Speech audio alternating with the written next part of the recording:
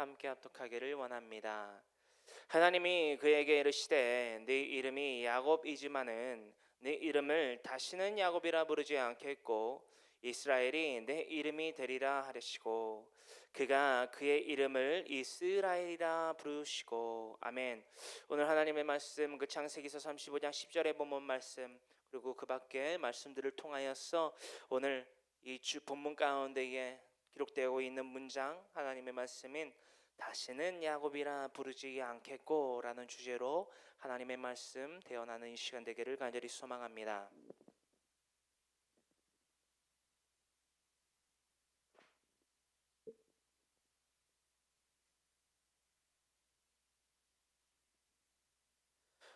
우리가 이번 주 금요일까지 나눠봤던 사건이 곡함의 상술이라고 하는 알론 바곳에 이르러서까지 리브가 유모 두보라가 죽은 때에 대해서까지 나눠봤다라는 거예요. 오늘은 9절부터 하나님의 말씀 나눠보는 이 시간 되기를 원합니다. 우리 다 같이 9절의 말씀 우리가 함께 합독하며 우리의 심령에 새겨질 그 말씀에 대해서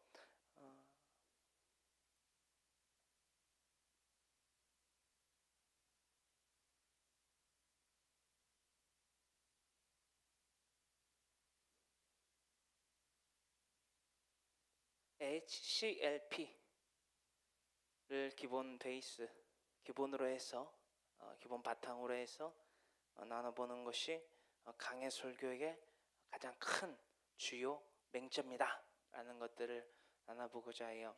H는 뭐냐면요, 약자인데요, 히스토리입니다.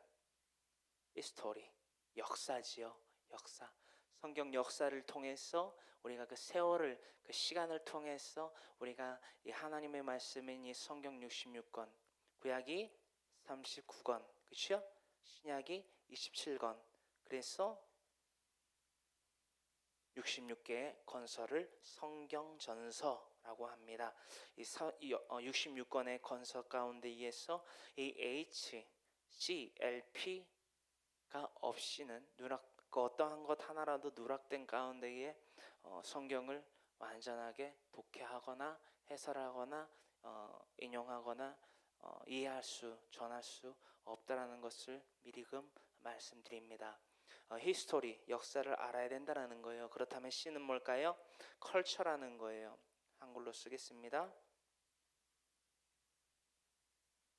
문화입니다.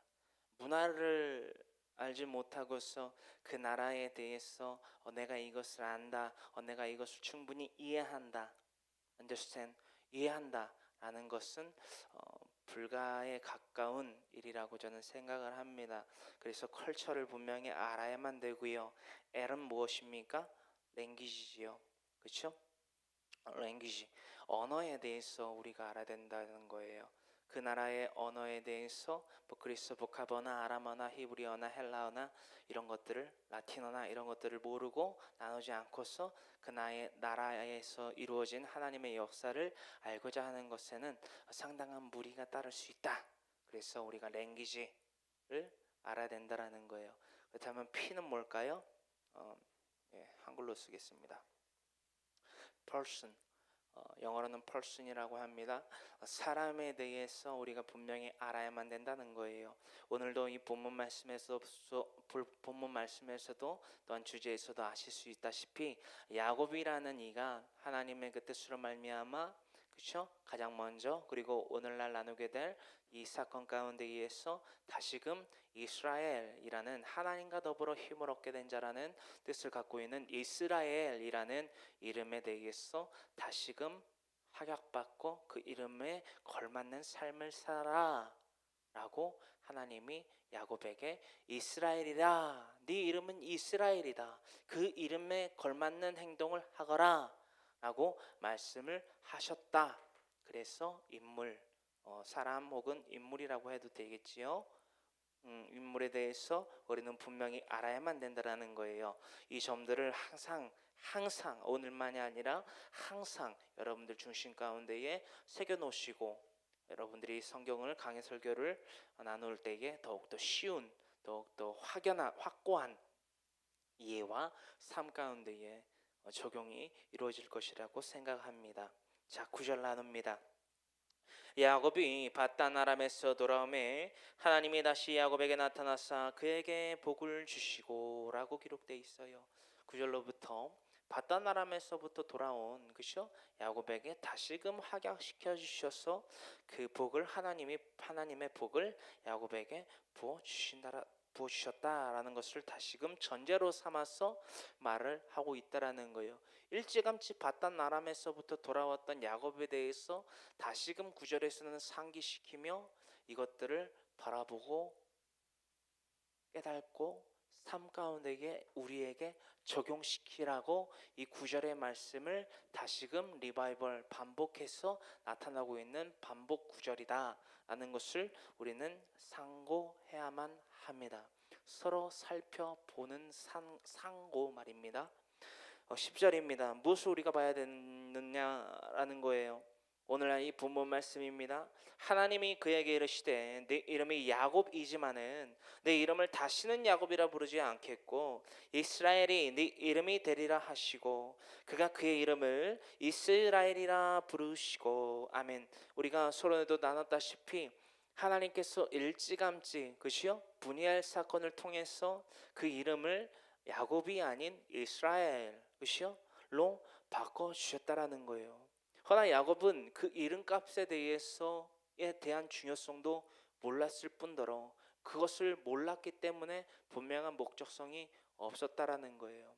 그래서 자신의 아들들은 그렇게 딸 디나가 능욕받은 사건에 대해서 부글부글하면서 그 이스라엘이라는 이름에 대해서 그 이스라엘이라는 이름값을 하기 위해서 그죠? 세겜을 멸절시켰기에 이르렀지만 우리가 나눴다시피 야곱은 정말 엑스트라와 같은 그죠? 지나가는 사람과 같은 혹은 뭐 강 건너 불구경한다라는 말이지요. 강 건너 그 사건을 구경하듯이 살아갔다라는 거예요. 세겜에서 약 몇 년을 살았다고요? 약 10년을 살았는데 이 세겜 땅에서의 야곱과 그의 아들들과 그의 부인들이 살았던 이 10년은요 마치 그 아브라함과 하나님과의 영적인 소통의 단절 기간 12년과도 진배 없다라는 사실을 우리는 살펴볼 수 있다라는 것입니다. 10년 혹은 12년 하나님과의 영적인 소통이 단절됐다. 이것은 무엇이냐? 영적으로 피폐함을 겪고 있다라는 거예요. 어떠한 사건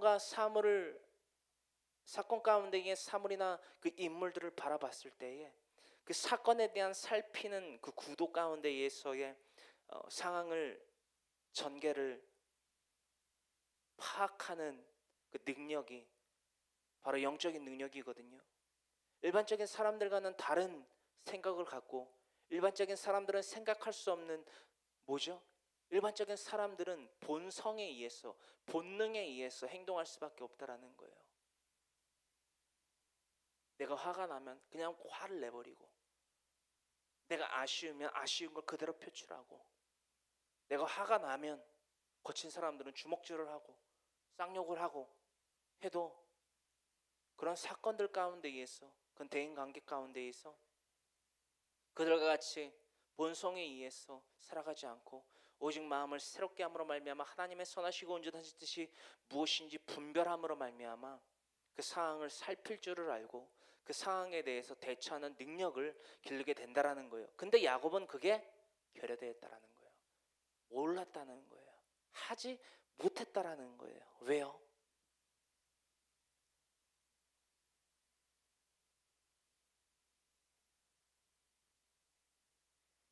하나님이 그 삶의 기준이 되어주지 못하기 때문에 그 하나님께서 자신의 삶의 기준이 되지 못하기 때문에 야곱이 육체적으로 그렇죠? 육체적으로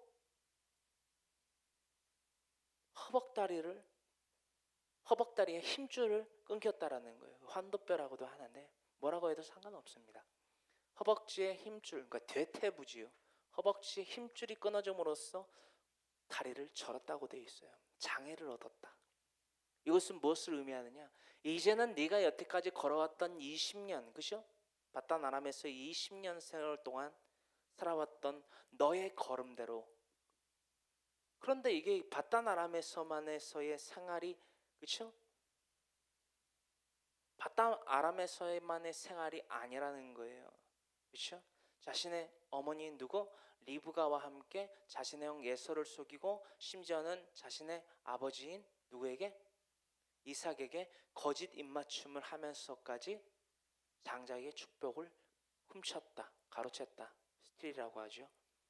그때부터 그 욕심의 마음부터 그의 헛된 걸음, 헛된 영광을 위하여 서로 노엽게 하고 투기하는 자의 걸음은 시작됐다라는 거예요. 갈라디아서 5장 24절로부터 26절의 말씀을 상고하시기 바랍니다.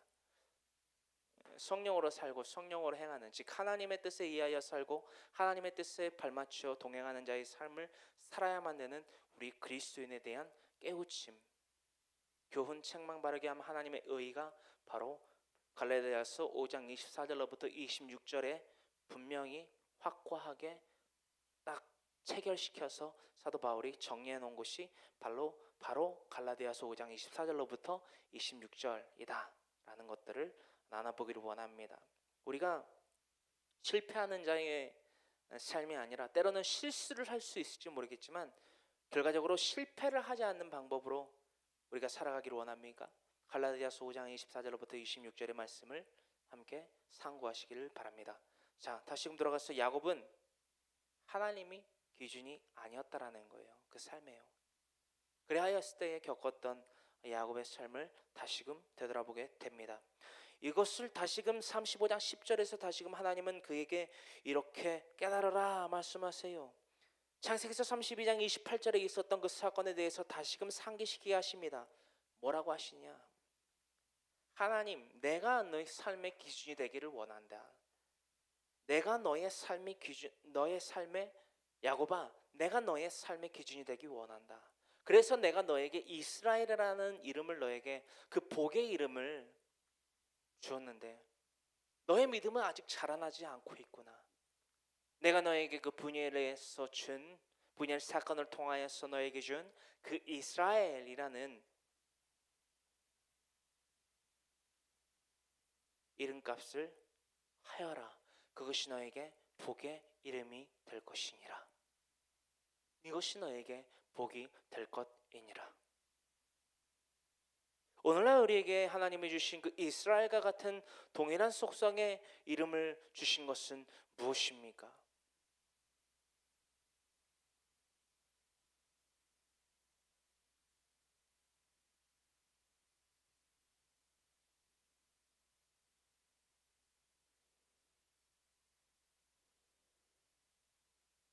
고린도후서 6장 15절로부터 또한 히브리서 11장 13절로부터 날마다 묵상하기를 원해요. 우리는 그리스도인입니다. 우리는 하나님의 성전이에요. 벨레알과 같은 하나님에게 반대하는, 하나님을 거스르는 사탄과 같은 혹은 육체의 것을 통하여서 불법을 행하는 벨리알과 같은 존재가 아니고요. 벨리알과 같은 존재가 되면 안 되고요. 그리스도, 즉 거룩히 구별된 자, 기름 부은 자라는 속성을 갖고 있는 그리스도인, 또한 가장 중요한 하나님의 성전이 되어야만 된다라는 것입니다. 오늘날 저 여러분들에게 날마다 하나님이 물어오세요. 내가 너에게 준 그 이름값을 하고 있느냐? 오늘날 10절에는 예수님, 하나님께서 야곱에게 찾아오셔 복을 주시면서 이 말씀을 이루십니다. 너는 이미 바단 아람에서부터 돌아왔다라고 나에게 말하고 그것을 증명하려 하지만 그 증명이 하나도 되지 않고 있다. 내가 분열해서 너에게 준 그 이름, 그 이스라엘이라는 이름에 대해서 이름값을 하거라. 오늘날 저 여러분들에게 말씀하십니다. 너는 나를 믿는다고 하고 믿음의 서원의 기도를 하고 어딘가 또한 누군가에게 가서 누군가가 너에게 혹시나 물어올 때에 나는 예수님을 믿어 라고 말은 하지만 그 너의 바램과 그 너의 입술의 말과는 다르게 너의 행실은 나에게 믿음으로 나타나 증거되지 않고 있다.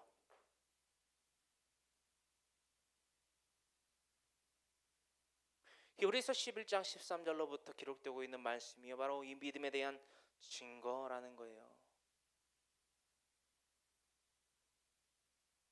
믿음은 바라는 것들에 대한 실상이요 보이지 아니하는 것들에 대한 증거니라. 1절로부터 기록되어 있지요. 특히나 히브리서 11장은 믿음의 선진들에 대한 기록이 되어 있다라는 것입니다. 그 가운데 있어 13절에부터 무엇을 기록하고 있느냐? 이 땅에서 받은 약속이 없는 믿음의 선진, 구약의 말씀에 기록되고 있는 수많은 선지자와 대표적인 믿음의 선진이라는 아브라함을 더불어서 이 모든 믿음의 선진들이 증거를 삼았는데 이 땅 가운데에서 구체적으로 어떠한 증거를 삼았느냐?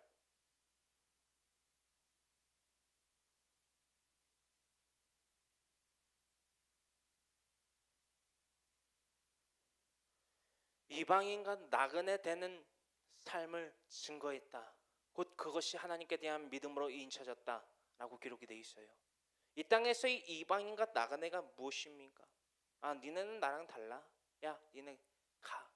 이게 아니라는 거예요. 이 땅에서의 이방인과 나그네 나그네 신세임을 증거했다는 것은 무엇입니까? 본향 찾는 자임을 나타냈다라는 거예요. 우리의 본향은요 전라남도 해남이 아니에요. 우리의 고향은요 서울시 강북구 미아동이 아니에요. 우리의 고향은요 중랑구 상봉동이 아니에요. 우리의 고향은요 파트레, 헬라어로 파트레, 아버지가 계신 파트리스, 천국이라는 것을 분명히 깨닫고 고백하며 그 삶에 그 이름에 걸맞는 자의 삶을 살아가는 것이 바로 하나님의 성전이며 이방인과 나그네임을 이 땅에서 증거하는 자들이라는 것입니다.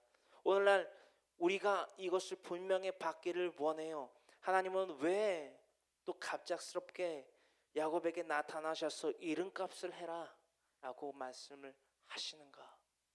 아, 야곱이 잘못했으니까 그 딸 디나의 사건을 통해서 또한 자신의 그 디나의 사건을 통해서 화가 나서 그 세겜을 멸망시킨 아들들에 대한 책망을 했으니까 하나님이 꾸짖으시는 거지. 단지 이것에서만 그친다면 우리는 문제가 심각해진다는 거예요. 아, 야곱 나쁜 놈. 매서 끝나면 안 된다라는 거예요. 나는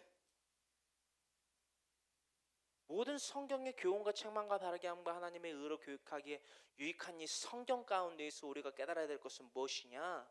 HCLP 가운데에서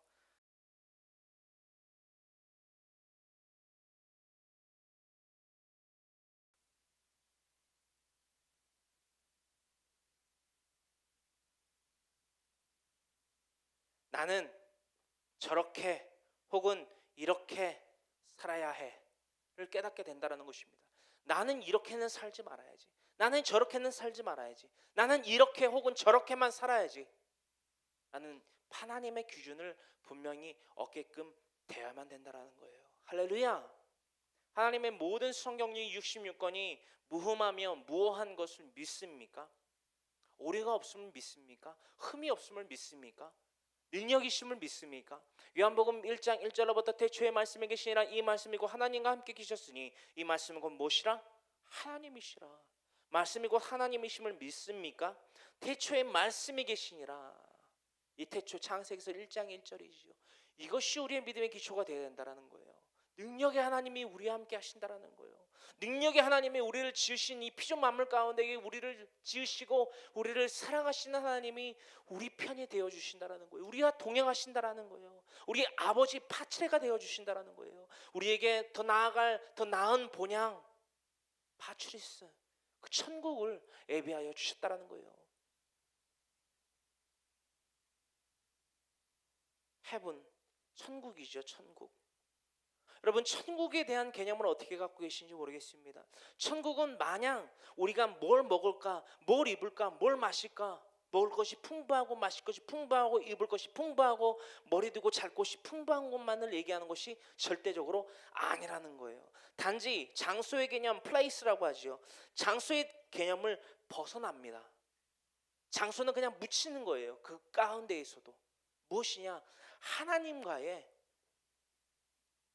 영원한 연합을 이룬다라는 거예요. 하나님과의 영원한 화목함, 영원한 연합을 이룬다는 거예요. 지금은 이 땅을 버타며 살아가는 우리가요, 날마다 실수할 수밖에 없어요. 날마다 넘어질 수밖에 없어요. 날마다 누군가에게 상처를 줄 수밖에 없어요. 이것이 우리가 겪고 있는 현실이라는 거예요. 아무리 신실하다고 하는 주의종, 아무리 경건하다고 하는 주의종, 아무리 낙타 무릎과 같이 날마다 이 자리에 나와서 맨날 무릎 꿇고 기도하는 저와 같은 주의종이요, 실수하지 않을 수가 없어요. 여러분, 죄를 안 질 수가 없다라는 거예요. 이 죄로부터 자유함을 얻지를 못한다는 거예요. 완전한 자유함. 허나 이 하나님과의 영원한 연합, 영원한 화목을 이룰 그때의 백보자 심판 이후에, 그리고 가장 먼저 첫 번째 공중 재림에, 데살로니가전서 4장 16절이지요. 그때로부터 하나님과의 영원한 연합과 화목을 이루게 된다면 죄로부터 완전한 자유함을 얻게 된다는 것입니다. 시집도 장가도 가는 것이 없고요, 병듦도 없고요, 아픔도 없고요, 눈물도 없다라는 거예요. 우리가 이것을 바라봅니까? 우리가 이것을 온전한 우리의 삶의 목표로 겨냥하고 있습니까? 향방 없는 것과 같이 달리지 마시길 바랍니다. 할렐루야. 11절입니다. 하나님이 그에게 이르시되 나는 전능한 하나님이라. 생육하며 번성하라. 한 백성과 백성들의 총회가 내게서 나오고 왕들이 내 허리에서 나오리라. 아멘. 이 11절의 말씀이 무엇입니까? 이 11절의 말씀 여러분들 유의하셔야 됩니다. 이 11절의 말씀은 뭐냐면요, 복 중에 복을 주세요. 나는, 여러분 잠시만요, 아주 제가 칠판이랑 친해졌어요. 이 11절의 말씀은요,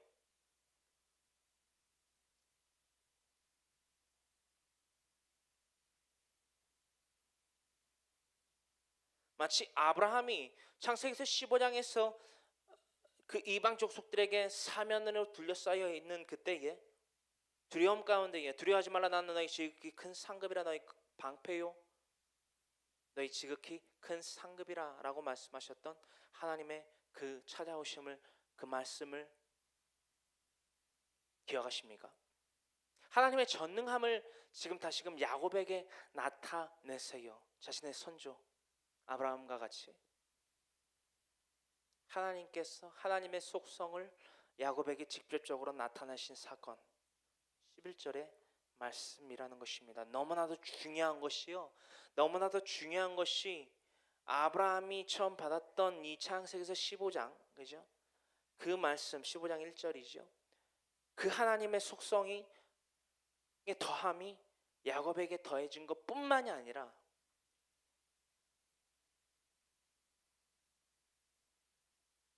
뭐라고 하셨죠? 하반절에 왕들이 네 허리에서 나오리라. 한 백성과 백성들의 총회가 내게서 나오고 왕들이 내 허리에서 나오리라. 이것은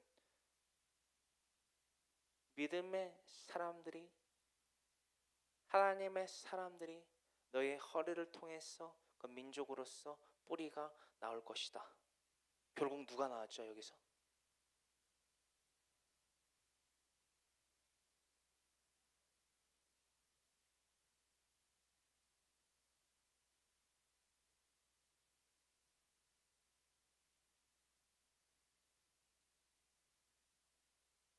예수님이 나오셨다는 거예요. 인족의 왕, 하나님의 백성들 가운데 이 왕. 그래서 인자라는 표현을 쓰지요. 완전하신 신이시며 완전하신 사람이 나신다라는 거예요.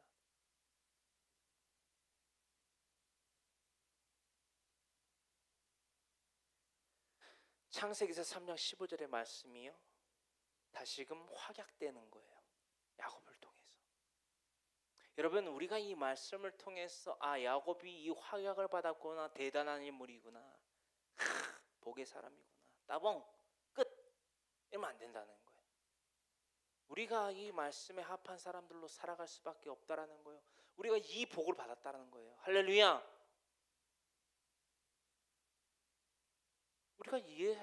우리가 예수 그리스도를 통해서, 우리가 인자를 통해서 하나님과의 영원한 연합, 영원한 화목을 이룰 수 있는 기회를 얻었다라는 거예요. 뭘 얻었다고요? 기회를 얻었다라는 거예요. 기회.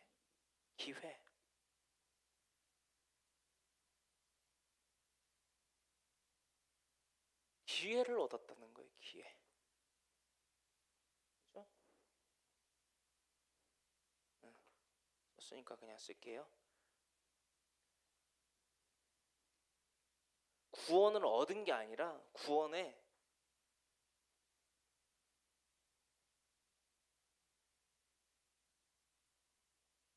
구원과 혹은 영생의 기회를 얻게 됐다라는 거예요. 만약에 야곱이 하나님이 이끄시는데도 몰라요, 막 넝굴째 들어온 복을 발로 차듯이 차버렸다면, 하나님의 복은 또 다른 누군가에게 옮겨가지 않았을까라는 우려를 항상 우리는 할 수 있어야만 됩니다. 그것이 바른 신앙이고요, 그것이 성경에서 말하는 신앙관입니다. 그것을 놓지 않기 위하여 우리는 날마다 말씀을 통하여 하나님과 동행하는 정진을 하고 나아가고 있다라는 거예요. 12절입니다. 내가 아브라함과 이삭에게 준 땅을 내게 주고 내가 네 후손에게도 그 땅을 주리라 하시고, 선조인 증조부지요, 아브라함 때로부터 이삭 그리고 야곱에 이르러서까지 3대에 걸쳐서 하나님의 복은 전이됩니다. 전이 계승되어, 전이보단 계승이란 단어가 맞겠네요. 계승되어 왔다라는 거예요. 하나님이 계속 붙잡으실 수밖에 없는 이유가 있어요. 구약의 삶 당시에는 정말 긍정적으로 보면 하나님이 이렇게 직접 찾아오셨지만 또 한편으로는 단점이라 할 수 있지요. 하나님의 성령의 운행하심이 직접적으로 우리에게 개입하지는 아니하셨다. 이 말은 무엇이냐? 신약의 관점과 구약의 관점의 다름이 이렇게 분명히 직설적으로 나타난다라는 건데요. 이 땅 가운데 예수님이 오신 이유가 무엇인지에 대해서 우리가 그 쟁점을 따져보면 이 답이 간단히 나옵니다. 예수님은요, 이 땅 가운데에 십자가 사건과 부활 사건과 이것을 주시려고 이 땅 가운데에 오셨다라는 거예요. 이런 구약의 불완전함, 그죠? 불온전함을 해결하시려고 무엇인가를 주시기 위해서 이 땅 가운데 내려오셨다라는 거예요. 그게 바로 뭐다?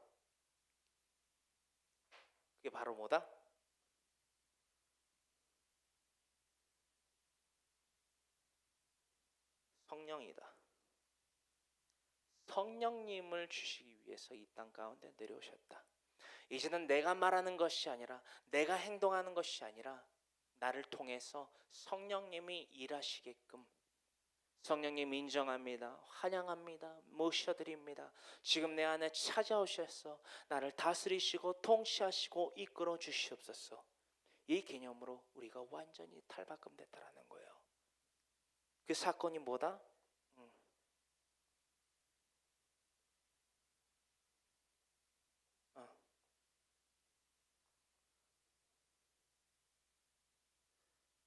사도행전 1장 8절로부터 2장의 오순절 마가다락방의 사건이 바로 초대교회의 탄생을 불러일으킨 사건이 바로 구약과 신약의 다른 점이다. 믿음의 삶을 통해서 그 믿음의 선진들이 믿음은 바라는 것들에 대한 실상이요 보이지 아니하는 것들에 대한 증거를 삼았던 것과는 별개로 이제는 그런 온전하지 완전하지 못했던 그런 우리의 믿음의 삶, 추상적이던 그 믿음의 삶이 더욱더 확고해지고 더욱더 확약되어지고 더욱더 확실해질 수 있는 수단을 더하여 주셨다라는 거예요.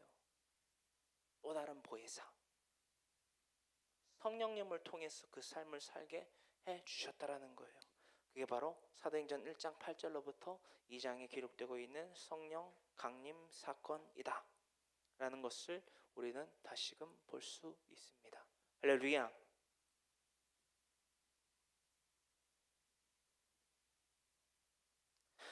아브라함과 이삭에 대해서 말씀하세요. 자신의 아버지인 이삭과 자신의 할아버지인 아브라함으로부터 그 복이 시작되었다라는 것과 동시에 그 시작된 복을 그 계승되어져 온 그 복을 너에게도 주리라 라고 말씀하시는 거예요.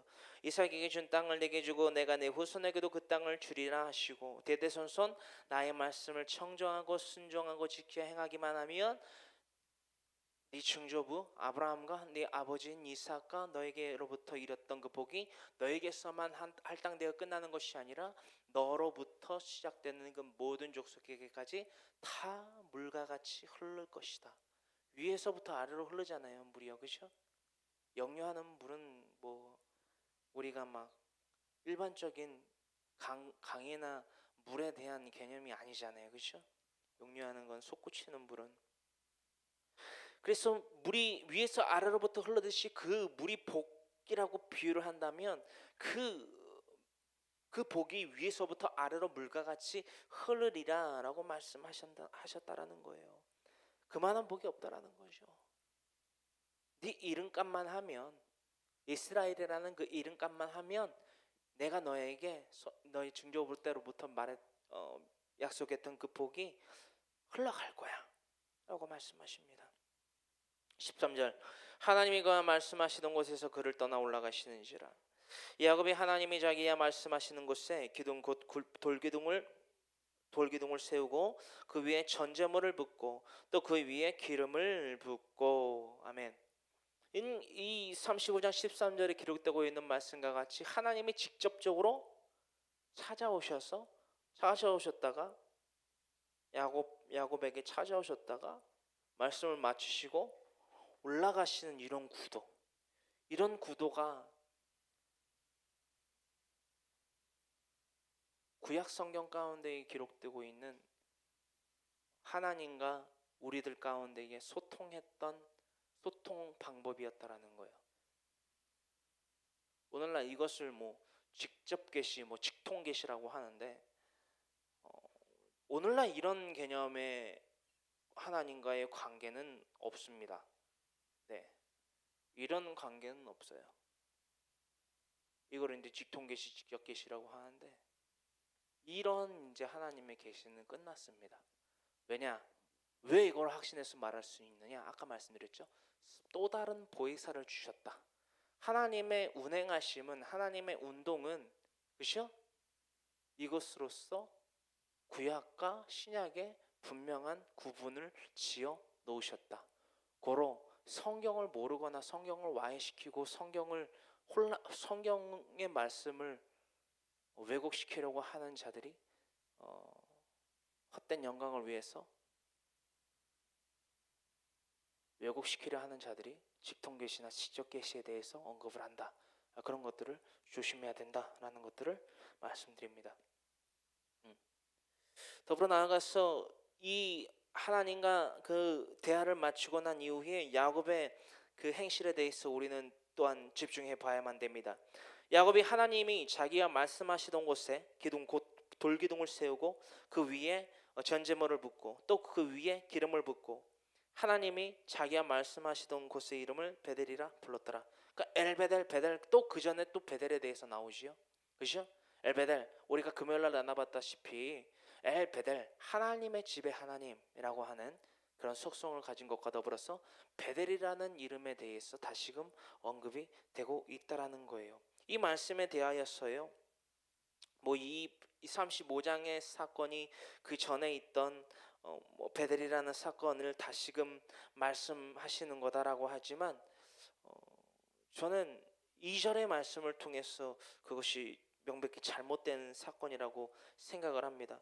왜냐하면 우리가 금요일날 나눴다시피 최초의 신앙회복 운동이 2절에 처음 언급이 되거든요. 그래서 다른 사건의 개요 가운데 없었던 이 사건이 일어났고, 또한 이스라엘이라는 이름값을 해라, 그 복이 너에게 더해질 것이다 라고 말씀하신 방금 나눴던 사건이지요. 이 사건들을 통해서 이것은 다시금 일어난 사건이지 일어났던 사건을 다시 반복해서 기록한 성경 장서가 아니다라는 것을 말씀드립니다. 자, 14절에 대해서요, 우리가 이것을 살펴보길 원해요. 그 기둥, 돌기둥을 세우고 그 위에 전제물을 부었다고 했어요. 또 그 위에 기름을 부었다라고 했어요. 여러분, 여기서 전제물에 대해서 나눠보기를 원해요. 전제물에 대한 이제 상고해야 되는 개념이 여러 가지가 있지만, 저는 다음과 같은 한 가지를 여러분들과 나누기를 원합니다. 첫발이라는 거예요. 첫발. 그러니까 저는 포병 출신이고 1년은 포병에서 생활하고 1년은 또 취사병으로 생활을 했는데, 1년 동안 이 포병에서 첫발이라는 걸 날립니다. 시발탄이라고 하는데, 시발탄이 뭐 하느냐?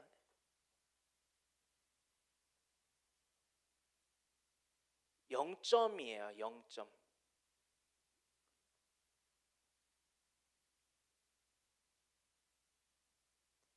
시발탄이 뭐냐?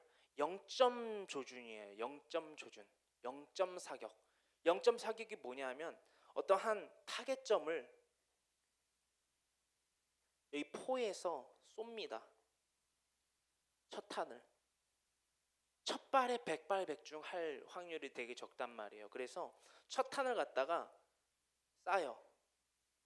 근데 100점을 맞으려면은 100점이 여기면은 첫 발탄을 쐈는데 한 20m 오른쪽 옆으로 비껴갖고 맞았단 말이에요.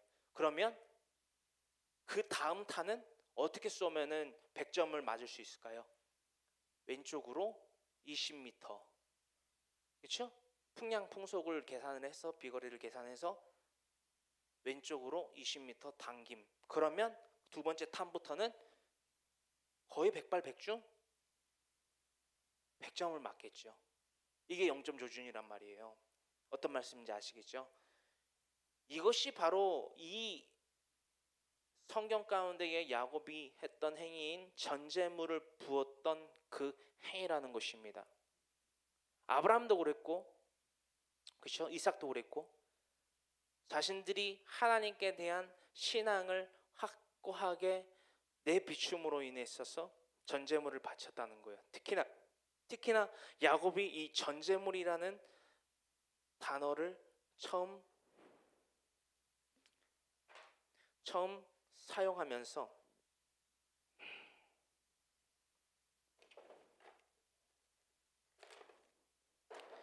사용하면서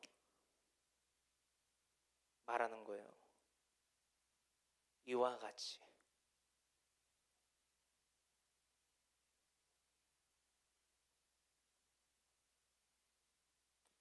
이와 같이. 여러분, 우리가 이와 같이 하나님께 예배를 드리는 자들 되기를 원해요. 이와 같이. 저는 이 구절에서 다음과 같은 말씀이 관통되고 상고되었다라는 거예요. 빌립보서 2장 17절에 기록되고 있는 말씀입니다. 빌립보서 2장 17절의 말씀을 우리가 함께 찾아 합독해 보기를 원합니다. 빌립보서 2장 17절의 말씀입니다.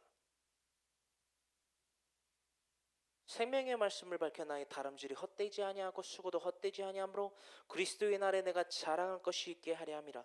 그리스도의 내 겸손, 또한 예수님의 마음, 또한 나아가서 12절로부터는 하나님의 흠없는 자녀로 살라 라고 말한과 더불어서 이렇게 다음과 같이 기록하고 있더라는 거예요. 만일 너희 믿음의 재물과 섬김 위에 내가 나를 전제로 드릴지라도 나는 기뻐하고 너희 무리와 함께 기뻐하리니 이와 같이 너희도 기뻐하고 나와 함께 기뻐하라. 우리 이 땅 가운데의 삶이요 마냥 호락호락하지만은 않습니다. 이 그리스도 즉 기름 부은 거룩한 자의 삶을 살아간다는 것이요 쉽지만은 않아요. 힘들어요. 하지만 그것에 견줄 수 있는, 아니요, 그분을 초월하는 하나님과의 영원한 연합 헤브론, 영원한 화목의 관계를 이루기 위해서 너희의 동역, 그렇죠? 재물의 섬김과 봉사와 헌신과 더불어서 내가 나를 전제로 그 모든 것을 하나님 앞에 나의 온 마음과 온 뜻과 정성을 다해서 나를 첫탄 시발탄이지요. 시발탄. 이와 같이 우리가 이와 같이 하나님을 섬겨야 된다. 바울이 어떻게 섬겼죠? 주림을 다해서. 사도행전 9장으로부터, 그죠? 사도행전 9장으로부터 다마스커스 즉 다메섹 도성으로 여느 날과 다름없이 그리스도인을 핍박하고 잡아 죽이려고, 그죠? 심판에 넘기려고 가던 그때에 다메섹 도성에 거의 도달할 때쯤 예수님의 환상을 만납니다. 눈이 멀어요. 그 가운데 눈이 먼다라는 거예요. 어떤 사건인지 잘 아시죠? 아나니아를 통해서 안수받게 하시고 세례받게 하신 이후에 하나님의 사람으로 온전히 변하게 됩니다. 목숨을 다해서 온 뜻과 정성을 다해서 예수 즉 인자를 하나님의 살아계신 독생자 아들 우리 주 예수 그리스도라고 그 인자이시라고 고백합니다. 전파해요. 누가 나를 돌로 쳐 죽이든 때려 죽이든 목을 잘라 죽이든 그것에 연연하지 않고 내가 살아도 주를 위하여 살고 죽어도 주를 위하여 죽나니 내가 사나 죽으나 나는 주님의 것이로다. 그 고백의 인침이요, 그 고백의 다짐과 그 소원이요 삶에 그대로 투영됐다라는 거예요. 적용됐다라는 거예요. 이것이 이와 같이입니다. 오늘날 우리가 이와 같이 살아만 된다라는 거예요. 비록 야곱의 전제물은 비록 온전하지 못하며 불완전할지 몰랐지만 그럴 수밖에 없었지만 이제는 예수 그리스도의 성품을 담고 그 마음을 닮아 살아갔던 사도 바울과 같이 자신의 몸을, 자신의 온 마음을, 온 뜻을 하나님께 연락했다라는 거예요. 고린도전서 1장으로부터 2장을 묵상하시기 바랍니다. 고린도 교회에 분쟁이 일어났어요. 게바 즉 베드로, 아볼로, 바울, 그리스도에 이르러서까지 사개 당파를 지어서 헛된 영광을 쫓는 그들입니다. 헛된 영광이란 무엇입니까? 이 땅의 것을 위하여 살아갔다라는 거예요. 이 땅의 물질, 명예, 그 밖에 기타 등등등의 이 땅 가운데에서 이방인과 나그네의 삶을 증거해야 되는 이들이 그러지 못했다라는 거예요. 사도 바울이 말합니다.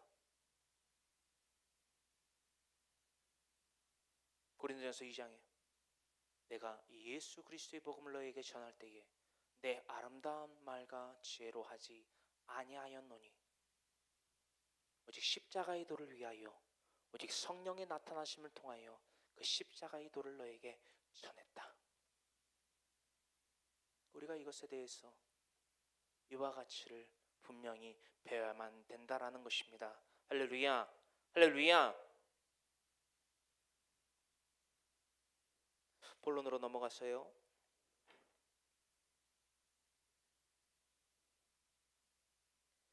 하나님이 자기와 말씀하시는 곳의 이름을 곧 베들이라 불렀더라. 아멘. 16절 우리가 금요일날도 나눠봤지만 야곱이 사랑하는 세 사람을 잃었다고 돼 있어요. 그죠? 드보라를 잃었고요. 두 번째 라헬에 대해서 나옵니다. 라헬은 마지막으로 베냐민을 낳고 죽게 됩니다. 16절로부터 20절에 기록되고 있는 말씀이지요. 우리가 16절로부터 나눕니다. 그들이 베델에서 길을 떠나 에브라드에 이르기까지 얼마간 거리를 둔 곳에서 라헬이 해산하게 되어 심히 고생하여 그가 난산할 즈음에 산파가 그에게 이르되 두려워하지 말라 지금 네가 또 등남하니라 하느니라 하매 그가 죽게 되어 그의 혼이 떠나려 할 때에 아들의 이름을 베논이라 불렀으나 그의 아버지는 그를 베냐민이라 불렀더라. 아멘. 우리가 이 18절의 말씀에 대해서 우리가 이 라헬의 산고 또한 해산 그리고 난 죽음에 대해서 우리가 나눠보기를 원해요. 죽음으로 이 베노니를 낳았다라는 거예요. 베노니는 슬픔의 아들이라는 거거든요. 그러니까 통곡했다라는 거예요. 라헬이 베델에서 길을 떠나 에브라스에 그렇죠? 에브라스에 이르기까지 얼마간 거리를 둔 곳에서 라헬이 해산하게 될 때쯤에 일어났던 이 교훈입니다. 사건 가운데 교훈이요. 라헬은 그의 이름을 떠나가기 직전에 베논이라 불렀어요. 허나 그의 아버지는 그를 베냐민이라고 불렀다라는 거예요. 오른손의 아들입니다. 여러분 방금 나눴던 사도 바울이 어느 지파지요? 베냐민 지파라는 거예요. 베노니가 아닌 슬픔의 아들이 아니라요 오른손의 아들이라고 하는 자라는 거예요. 이것은 또 다른 말로 예수님을 예표하기도 합니다. 예수님을 예표하게 합니다. 하나님 보좌 우편에 앉아 계신 예수님을 예표하게 돼요. 동시에 사도 바울을 의미하고 있다라고 해도 과언이 아닙니다.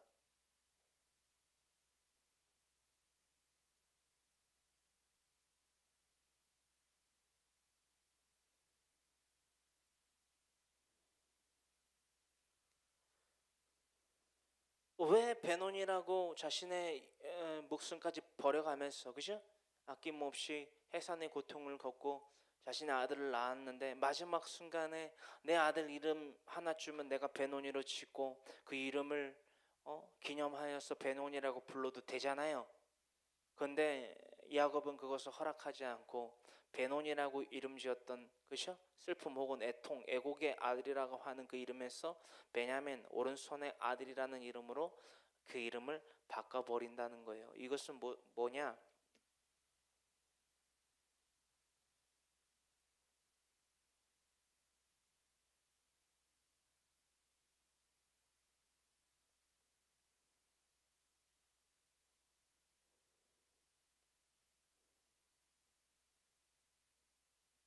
바울에 대한 가장 먼저 그것보다는 예수님에 대한 예표를 나타내고 있다라는 것을 나누기를 원합니다.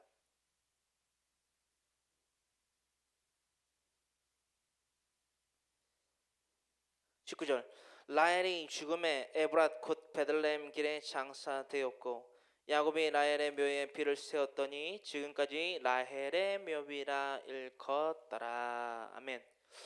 왜 베논이라는 이름으로 지었을까에 대한 우리가 연구를 좀 해보면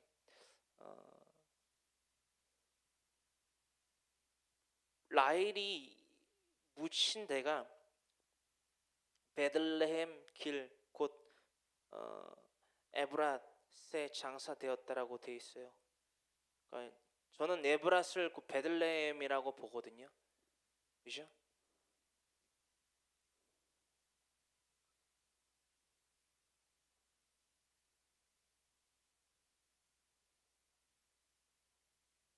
이것이 단지 뭐 육적인 죽음을 맞이하면서 얻게 된 애통함인지는 모르겠지만, 근데 제가 봤을 때는 애통할 일이 별로 없었을 것 같아요.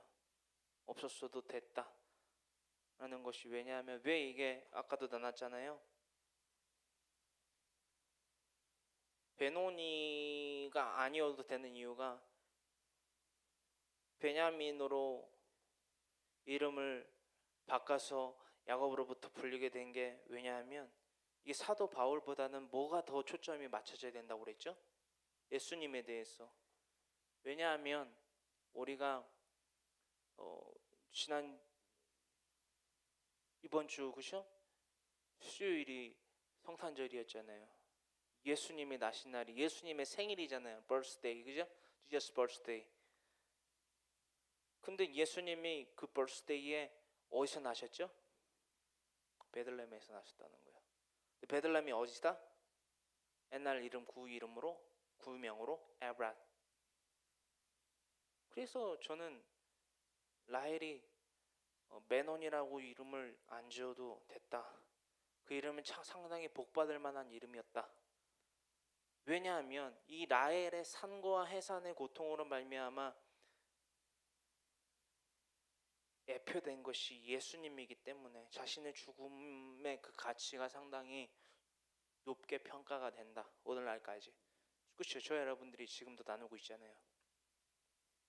그래서 라헬이 상고로 죽은 것은 단지 일반적인 해산의 고통에서 그친 것이 아니라 이런 영적인 의미가 더해진다. 상당히 가치 있는 죽음이었다. 이것은 또 왜 사도 바울이 애표되느냐? 우리가 신약의 개념이기 때문에 강해 설교이기 때문에 나중에 나누게 되겠지만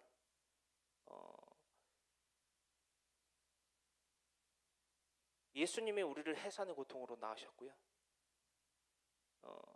또한 사도 바울도 청년 디모데를 자신의 아들이라고 그러거든요. 그러니까 복음으로 내가 너를 낳았다. 이방인의 사도인 내가 예수 그리스도의 말씀과 예수 그리스도의 그 이름, 그 복음으로 아스펠이라고 하지요.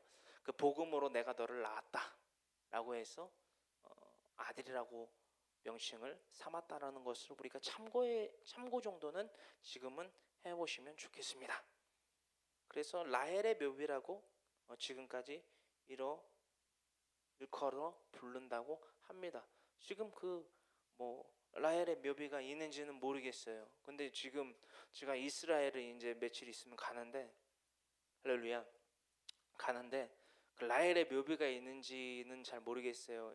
근데 제가 연구를 하면서 조사를 해본 결과 지금 현존하는 위치나 그런 건축물이나 그런 것들은 마가다락방도 그렇고 대부분 그걸 뭐라 그러죠? 예상하는 그런 건축이나 지역이라고 하더라고요. 물론 그렇겠죠.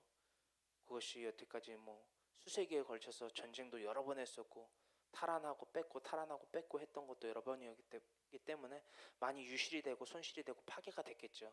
흔적도 없는 것도 많겠고.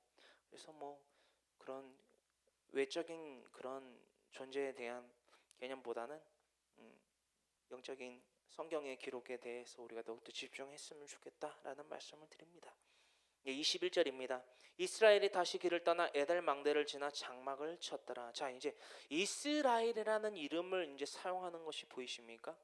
이스라엘이라는 이름들은요, 처음 야곱이 받은 이름인데 오히려 그의 아들들이 그 이름에 걸맞는 삶을 살았던 것을 다 지금 기억하실 겁니다. 근데 이제는 야곱이 자신을 전제물로 드리고, 그렇죠? 전제물로 시발탄 요하는 거 아니에요. 시발탄으로 드리고 전제물로 드리고 그 이름을 비로소 사용하게 된다는 거예요. 여기서 우리는 뭘 깨달을 수 있죠? 그리스도인이라고 내가 말한다고 해서 그리스도인이 되는 게 아니다라는 거예요.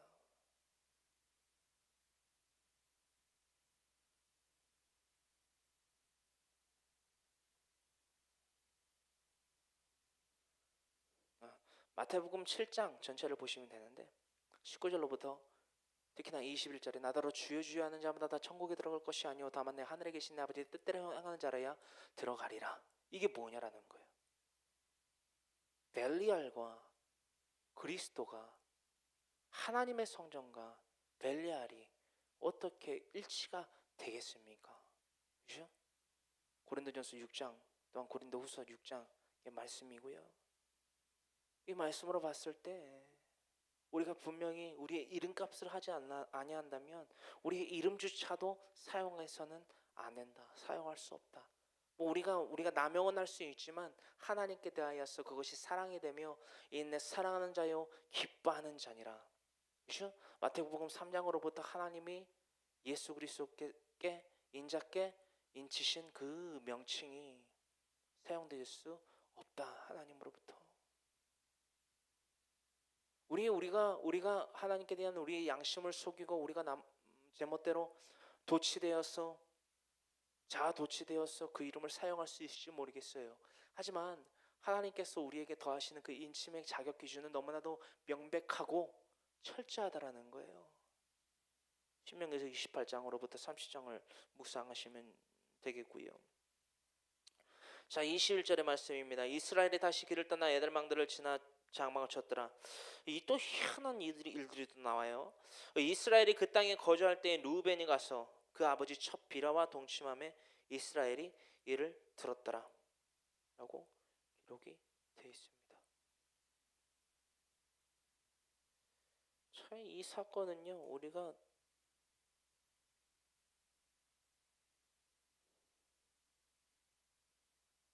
참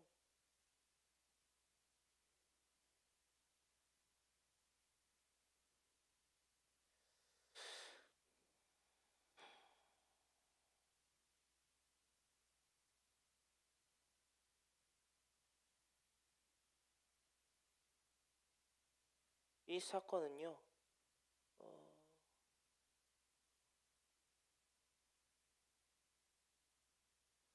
우리가 강의 설교이기 때문에 훗날 알아볼 테지만 복을 못 받는, 그죠? 더러운 행악으로서 인쳐져 버립니다. 도덕적인, 윤리적인, 더 나아가서 하나님의 기준에 대해서 그것이 얼마나 걸맞지 않는 방법인지 그것을 사용했을 때에 얻게 되는 불의에 대해서 나누게 될 것입니다. 그래서 2부 순서에서 또 한번 나누게 될 거예요. 자, 이 야곱의 아들들에 대해서 다시금 언급되어 있습니다. 23절입니다. 레아의 아들들은 야곱의 장자 루벤과 그 다음 시므온과 레이와 유다와 이사갈과 스불론이요. 라헬의 아들들은 요셉과 베냐민이며 라헬의 여종 비라와 아들들은 단과 납달리요. 레아의 여종 실바의 아들들은 각각 아세리니 이들은 야곱의 아들들이요 바담 아람에서 그에게 낳은 자다라 라고 기록이 되어 있어요. 그렇죠?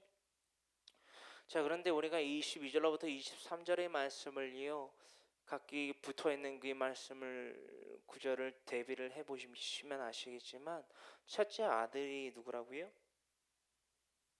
루벤이 가서 그 아버지 첫 비라와 동침을 해서 이스라엘이 이를 들었다 라고 기록이 됐어요. 어느 정도는 유추를 하실 거예요. 그래서 이것들은 우리가 강해 설교를 통해서 다시금 한번 나눠보고 2부 순서 때 다시금 이 사건에 대해서 미리 스포일러를 하겠습니다. 네, 그래서 우리가 첫째가 루벤이고요, 둘째가 시몬이고요, 셋째가 레이고요, 그 다음 넷째가 유다고 다섯째가 단이에요. 그렇죠? 맞나요?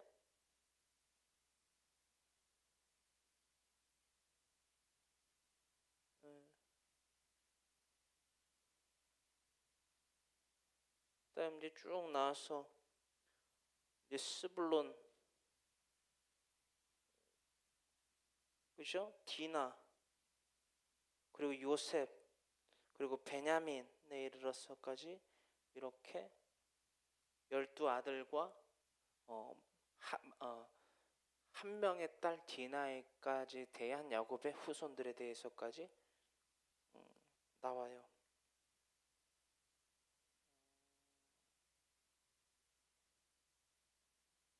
왜냐하면 지금 왜 말씀을 드리냐면 야곱의 아들들에 대해서만 지금 23절로부터 26절에는 나와 있어서 제가 이제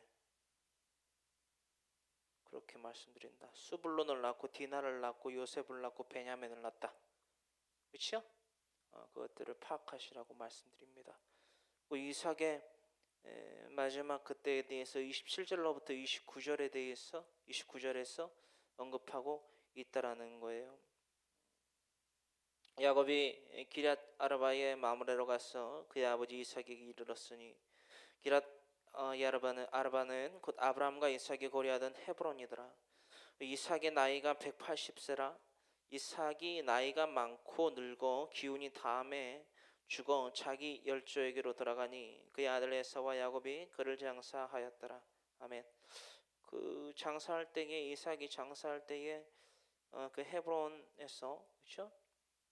마므레 가서 야곱과 에서가 그의 아버지 이삭을 장사했다라는 사건을 29절에서 마지막으로 나타내고 있다라는 것입니다. 우리가 오늘 9절로부터 29절까지 알아봤는데요.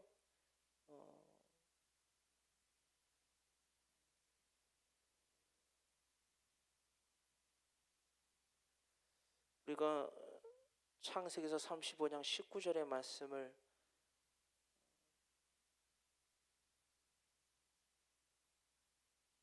이부 순서에서 다시금 더 심도 있게 나눠 보고자 해요.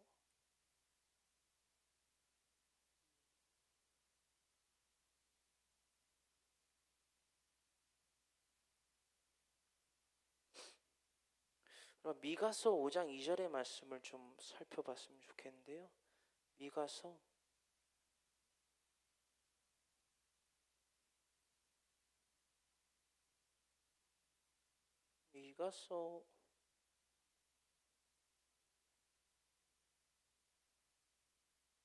1 말씀을 조금 상고하시면서 묵상하시면 베노니가 아닌 베냐민으로 불리어진 라헬의 그 마지막 상고의 때에 얻게 된 아들에 대한 그 이름이 예수님을 예표하고 그것이 왜 복인지에 대한 묵상을 하게 될 것입니다. 다시 한번 나눠봅니다. 미가서 5장 2절입니다. 베들레헴 에브라다야, 너는 유다 족속 중에 작을지라도 이스라엘을 다스릴 자가 내게로 나올 것이라. 그의 근본은 상고의 영원에 있느니라. 아멘.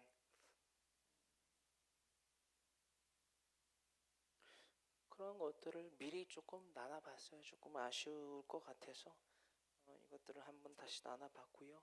그 밖의 것들은 우리가 다음 주 금요일 날 에서의 자손에 대해서 창세기서 36장부터 또 나누게 될 것입니다.